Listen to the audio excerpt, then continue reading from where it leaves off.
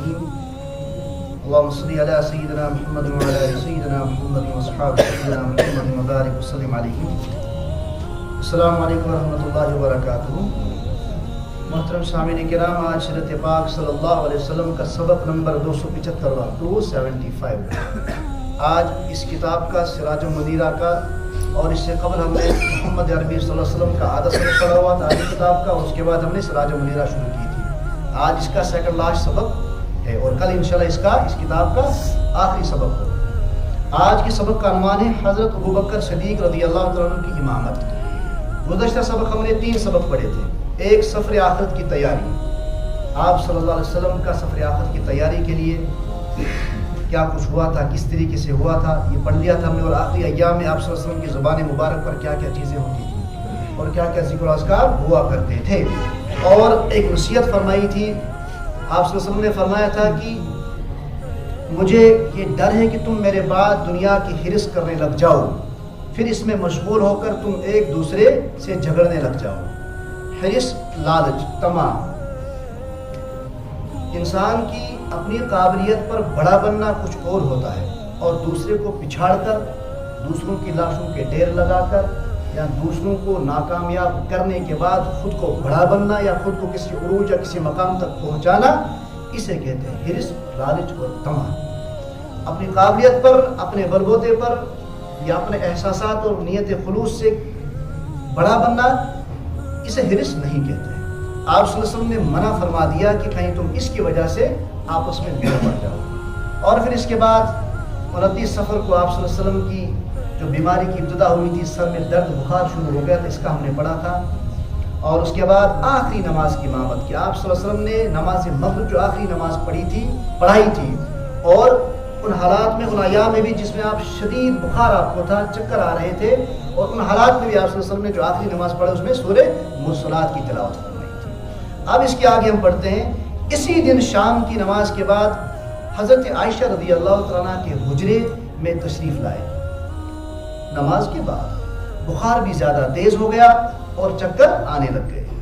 حضرت عائشہ رضی اللہ تعالیٰ فرماتی ہیں جب طبیعت میں تھوڑا فاقہ ہوا تو پوچھا کیا لوگوں نے نماز ادا کر لی، کہ تھوڑا بہت صحت مبارک سے تھوڑا بہتری آئے، پوچھو کہ کیا نماز کر لکو ادا. عرض کیا یا رسول اللہ صلی اللہ علیہ وسلم وہ آپ کا انتظار کر رہے ہیں، لکش مسجد میں تم انتظار کر. فرمایا تب میں پانی رکھوں، ٹبس میں تھئی تو آپ. حضرت عائشہ فرمو ہم نے پانی رکھا اور آپ صلی اللہ علیہ وسلم نے غسل فرمایا اور اٹھنے کی کوشش کی، مگر غسل کے بعد غشی طاری ہو گئی. حکم آپ صلی اللہ علیہ وسلم نے کھڑے نہیں ہو پائے. آپ تھوڑی دیر کے بعد جب پھر افاقہ ہوا تو پوچھا لوگوں نے نماز ادا کر لی، کیا لوگوں پڑھا نماز؟ ہم نے عرض کیا تو آپ کا انتظار کر رہے ہیں. یعنی کہ نماز کی اہمیت یہ بیان ہو رہا ہے کہ نماز کی کتنی بڑی اہمیت ہے، وہ آپ کا انتظار کر رہے ہیں. پھر دوسری اور تیسری مرتبہ بھی وہی بات پیش آئی جو پہلے پیش آئی تھی کہ غسل فرما کر اٹھنے کی کوشش کی، لیکن آپ صلی اللہ علیہ وسلم کو چکر آنے لگے اور غشی طاری ہونے لگی جس کی وجہ سے آپ اٹھ نہ پا سکے. بالآخر فرمایا ابو بکر سے کہو وہ لوگوں کی امامت کریں. آیت کے فرمو ہوئے کہ سیدنا صدیق اکبر سے کہو کہ وہ لوگوں کی امامت کریں. حضرت عائشہ رضی اللہ تعالیٰ نے عرض کیا وہ بہت نرم دل ہیں، آپ کے مصلح کو خالی دیکھ کر برداشت نہیں کر سکیں گے. کہ میں اس بارے نرم دل کہ جو ہی آپ کے مصلح پر آپ کو نہ پائیں وہ اور خود اس پر کھڑے ہو جائیں تو وہ برداشت نہیں کر پائیں گے، وہ قرات نہیں کر پائیں گے. آپ صلی اللہ علیہ وسلم نے دوبارہ وہی بات فرمائی کہ ابو بکر سے کہو کہ وہ لوگوں کی امامت وہ نماز پڑھائے. حضرت عائشہ رضی اللہ تعالیٰ نے پھر وہی عرض کیا. اس طرح 3 مرتبہ آپ نے فرمایا صلی اللہ علیہ وسلم نے، اور حضرت عائشہ نے بھی یہی جواب دیا. آخری مرتبہ تھوڑا سختی سے آپ صلی اللہ علیہ وسلم نے فرمایا تم یوسف علیہ السلام والیاں ہیں، ابو بکر کو حکم دو وہ نماز پڑھائیں. پھر آپ نے تھوڑا سختی، نرم لہجے میں تھوڑا سختی لا کر یہ بول دیا. علماء کرام لکھتے ہیں اس کا مطلب یہ تھا کہ یوسف علیہ السلام والیاں ہیں. اس کا مطلب یہ تھا کہ حضرت یوسف علیہ السلام کو دیکھ کر ہاتھوں کو کاٹنے والیاں منہ سے زلیخا کو لان تان کر رہی تھی، مگر دل میں دیکھنے کی تمنا تھی. یہاں بھی یہی بات تھی. حضرت عائشہ رضی اللہ تعالیٰ فرما تو ہی رہی تھی کہ وہ برداشت نہیں کر سکیں گے، مگر دل میں یہ بات تھی کہ لوگ حضرت ابوبکر رضی اللہ تعالیٰ کو آپ صلی اللہ علیہ وسلم کے مصلح پر دیکھیں گے، پھر اگر آپ صلی اللہ علیہ وسلم اسی مرض میں وصال فرما گئے تو لوگ ان کی طرف منحوسیت کی نسبت کریں گے. تو کیا وجہ کہ ابو بکر صدیق کا سب کو مسلسل کھڑا یا سب نعوذ باللہ منحوس تمی یا سب مثال سن دیو کہ سمی رحمت اللہ صلی اللہ علیہ وسلم. خیر آپ صلی اللہ علیہ وسلم کے تاکیدی حکم کے بعد حضرت ابو بکر رضی اللہ تعالیٰ عنہ نے یہ نماز پڑھائی. آپ کھڑے ہو گئے مصلی پر اور آپ نے امامت کروائی. پھر انہوں نے آپ صلی اللہ علیہ وسلم کی مبارک زندگی میں 17 نمازیں پڑھائیں. 17 نمازیں آپ صلی اللہ علیہ وسلم کی زندگی مبارک میں آپ رضی اللہ تعالیٰ نے امامت کروائی. یہ اشارہ تھا کہ میرے بعد میرے مصلی پر کون ہوگا. یہ کیا اشارہ سے متذکر کہ اب خلیفہ کون ہے آپ کا؟ سیدنا صدیق اکبر رضی اللہ تعالیٰ. یہ جمعرات کی رات تھی, یہ بس برسواری کی رات. اس کے بعد جمعہ کے دن اور بقول بعض ہفتہ کے دن بھی طبیعت بہت خراب رہی.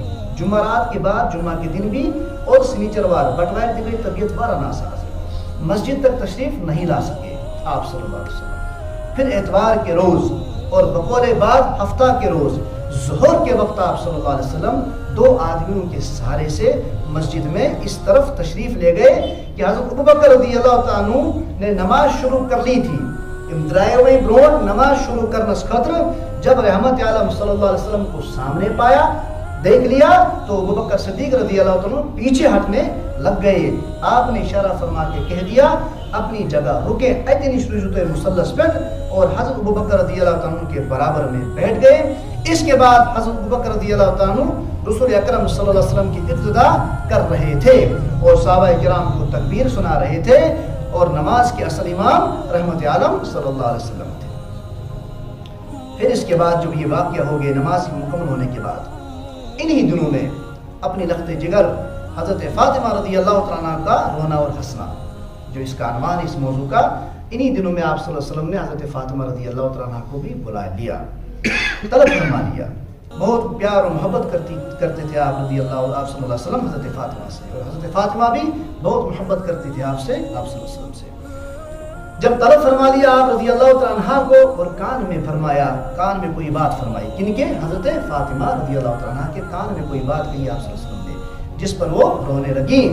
پھر دوسری مرتبہ اسی طرح دوسرے کان میں کوئی بات فرمائی آپ صلی اللہ علیہ وسلم نے اور وہ ہنس پڑی, وہ ہنسنے لگی, مسکرانے لگی حضرت فاطمہ رضی اللہ تعالیٰ عنہ. حضرت عائشہ رضی اللہ تعالیٰ عنہ جب یہ سارا ماجرا دیکھ لیا, ایک طرف سے ہنسنا اور ایک طرف سے رونا, تو دریافت فرمایا کہ اس کی حقیقت دریافت کی. انہوں نے جواب میں فرمایا کہ پہلے رونے کی وجہ یہ تھی کہ آپ صلی اللہ علیہ وسلم نے فرمایا تھا مجھے یہ بات بتا دی گئی ہے کہ میں اسی مرض میں دنیا کو الوداع کہہ جاؤں گا, میں دنیا کو الوداع کر جاؤں گا اسی مرض میں. یہ میں نے پہلی بات ان کے میرے کان میں کہی اور میں رو پڑی. اور دوسری بات کیا فرمائی جس سے آپ ہنسنے لگ گئی؟